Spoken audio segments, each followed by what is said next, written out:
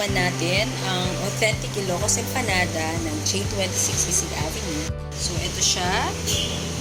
Punong-puno, hitik na hitik. Ayan. And of course, ang suka. Sukang Iloco. So, tikman natin ito yun. Ang ginamit dito, rice dough. And ang loob nito, vegan longganisa.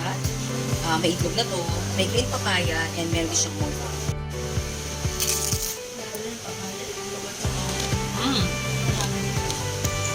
Super crunchy. Of course, huwag natin kalimutan ang sukang Iloco. Yan ang isa sa mga nagpapasarap sa Ilocos Empanada.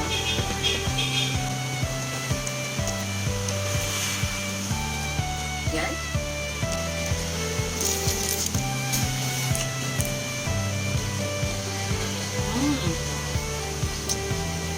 Masarap siya. Very authentic. So, order na kayo sa J26 Avenue ng authentic Ilocos Empanada. Naimas na ito eh.